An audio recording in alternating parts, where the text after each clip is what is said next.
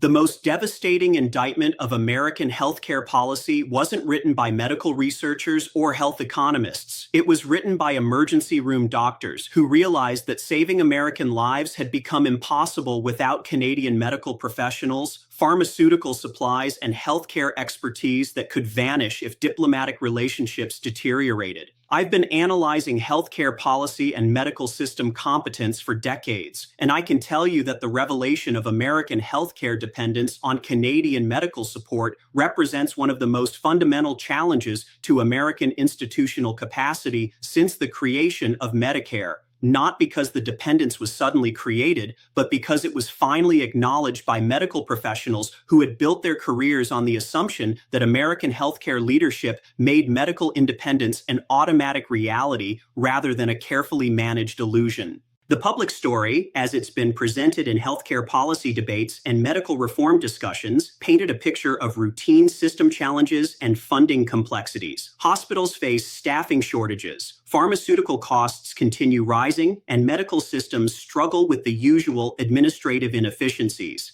Standard healthcare language that usually masks the uncomfortable reality that American medical competence has eroded so completely that basic patient care now requires foreign professional assistance. But the reality behind that narrative was far more troubling and far more urgent for American medical capacity. American healthcare functionality had become dependent on Canadian medical professionals, pharmaceutical supplies, and clinical expertise in ways that made routine patient care vulnerable to disruptions in cross-border professional relationships. Emergency medicine, specialized nursing, and critical care management had all become integrated across borders in ways that made American healthcare independence largely mythological. The psychological moment when this dependence became undeniable came during a series of healthcare crisis meetings where medical administrators were forced to confront the arithmetic of American medical staffing and supply chains. When you map the actual sources of medical professionals, pharmaceutical supplies, and clinical expertise required for hospital operations, the picture that emerges is of a healthcare system that couldn't function during emergencies without Canadian professional support. Let me walk you through exactly how this dependence developed, because the mechanics reveal important truths about how modern healthcare systems actually function. Healthcare independence isn't just about having hospitals or medical equipment. It's about maintaining the full spectrum of medical professionals, pharmaceutical supply chains, and clinical capabilities required for comprehensive patient care. American healthcare capacity had been optimized for profit maximization rather than clinical competence, and that optimization had created dependencies that healthcare independence rhetoric never acknowledged. The nursing shortage sector provides the most striking example of this structural dependence. Modern hospital care requires highly trained nursing professionals with specialized skills that take years to develop.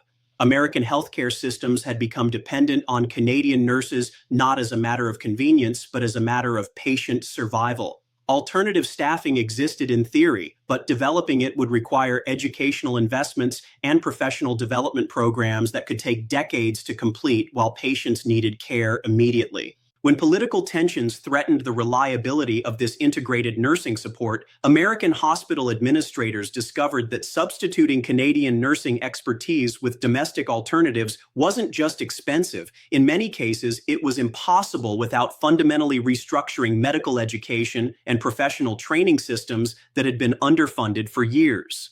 Entire hospital units literally couldn't maintain patient care standards without Canadian nursing professionals, regardless of how much domestic medical infrastructure existed theoretically. The pharmaceutical supply chain sector revealed similar dependencies that contradicted public assumptions about American medical self-sufficiency. Canadian pharmaceutical companies and distributors had become essential to American drug supply chains because American pharmaceutical systems had been optimized for financial returns rather than supply security. Critical medications, medical supplies, and specialized equipment increasingly came through Canadian suppliers that maintained capabilities American companies had abandoned as insufficiently profitable. This integration worked effectively when it was treated as a partnership between complementary healthcare systems. It became a strategic vulnerability when political rhetoric began treating medical relationships in terms of national competition rather than professional cooperation. The moment American officials started talking about healthcare independence in ways that ignored Canadian dependencies, they highlighted vulnerabilities they had preferred to minimize. Canadian officials understood this dynamic perfectly and positioned themselves accordingly. Instead of threatening to withdraw medical support, which would have been ethically problematic for healthcare professionals committed to patient care, they simply began highlighting the importance of stable, cooperative professional relationships for maintaining medical functionality. The message was clear without being confrontational. Patient care requires medical cooperation, and medical cooperation requires mutual professional respect. What made this Canadian approach particularly effective was how it combined humanitarian necessity with subtle leverage. American medical officials couldn't argue with the ethical realities of patient care dependencies, and American political leaders couldn't ignore the implications of healthcare system failure for public health and political survival. When medical security becomes a public safety emergency, policy priorities shift rapidly toward accommodation rather than confrontation. The broader implications of this healthcare dependence extended far beyond medical issues into fundamental questions about American institutional competence and public service capacity. When your neighbor controls critical elements of your healthcare system, that neighbor gains influence over your domestic health policy implementation, whether they choose to exercise that influence explicitly or not. Healthcare functionality is governmental legitimacy, and governmental legitimacy depends on relationships that can be disrupted by institutional incompetence. This leverage became visible in how American officials began approaching healthcare policy decisions that could affect Canadian interests. Medical regulations, pharmaceutical approvals, and healthcare standards were increasingly evaluated not just for their direct medical merits, but for their potential impact on Canadian cooperation in healthcare delivery matters. When healthcare functionality depends on maintaining stable professional relationships, those relationships become policy priorities that constrain medical policy flexibility. The human implications reached deep into American communities that had built their health security around the assumption of medical competence. Patients, families, and communities that had invested in local healthcare systems discovered that their medical security couldn't be protected independently of Canadian professional cooperation. The gap between political messaging about healthcare investment and healthcare reality created medical uncertainty that affected everything from emergency care to chronic disease management. From Canada's perspective, this recognition of American dependence created responsibilities that Canadian medical professionals had never actively sought but couldn't ignore once they became apparent. When your medical expertise becomes essential to your neighbor's public health, you gain influence over your neighbor's healthcare outcomes, whether you want that influence or not. Canadian healthcare policy began reflecting this new understanding of Canada's strategic importance in North American medical systems. Canadian medical investment started focusing on capabilities that complemented rather than competed with American healthcare, but in ways that made Canadian cooperation more essential rather than less. Medical education expanded, pharmaceutical production improved, and clinical capability development accelerated in areas where American systems had gaps that Canadian systems could fill. What's particularly striking about this transformation is how it revealed the gap between American political culture and American healthcare reality. Political leaders could talk about healthcare independence and medical superiority, but medical professionals had to deal with the practical requirements of keeping patients alive. When rhetoric and reality diverge so dramatically, healthcare policy becomes disconnected from healthcare needs. The international implications of American healthcare dependence on Canada extended far beyond bilateral relationships into global medical politics. When other countries observed that American healthcare competence was largely mythological despite massive spending, it affected how they approached their own medical relationships with America. If America couldn't maintain healthcare independence from its friendliest neighbor, how credible were American medical partnerships for countries that needed healthcare assistance guarantees? This credibility gap became visible in how international medical partnerships were structured. Countries that had traditionally looked to America for medical technology and healthcare expertise began developing alternative arrangements that didn't depend on American capacity to deliver healthcare competence that America hadn't maintained for itself.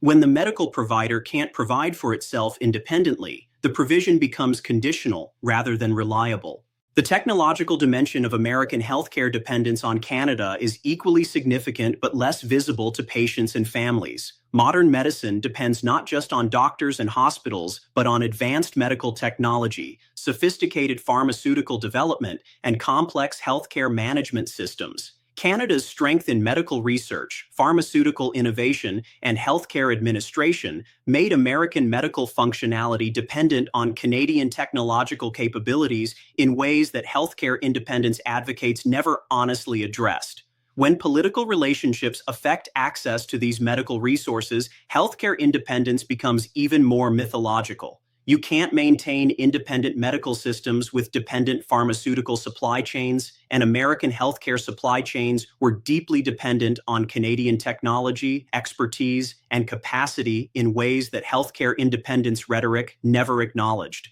The most sobering aspect of this entire revelation is how it demonstrates that healthcare competence requires not just domestic medical infrastructure, but domestic institutional wisdom that prioritizes long-term patient care over short-term political advantage. Healthcare systems are built over decades and depend on professional continuity that extends beyond electoral cycles. When political culture undermines that continuity, it undermines healthcare functionality, regardless of domestic medical spending. For American healthcare planners, the recognition of medical dependence on Canada forced a fundamental recalibration of what healthcare competence actually means in practice. True healthcare independence would require massive educational investments, professional development programs, and system restructuring that American healthcare economics had proven unable to support independently. The alternative was accepting dependence and managing it through stable professional relationships rather than denying it through healthcare mythology. The medical emergency reveals more than a healthcare policy failure. It reveals the consequences of building political identity around myths rather than realities. When healthcare independence becomes a political slogan rather than a medical objective, healthcare policy becomes disconnected from the professional requirements that make competent patient care possible. And when that disconnection becomes apparent, the political mythology collapses in ways that reshape medical relationships across an entire continent. As this reality continues to sink in for American healthcare policymakers, what becomes clear is that North American medical relationships have fundamentally shifted from American leadership to Canadian dependence. The country that spent decades assuming its medical spending made healthcare functionality automatic has discovered that its healthcare functionality has become conditional on maintaining cooperative relationships with its northern neighbor. And once that shift in medical leverage is acknowledged, it can never be completely reversed, regardless of how much political rhetoric tries to wish away the fundamental professional realities that created it.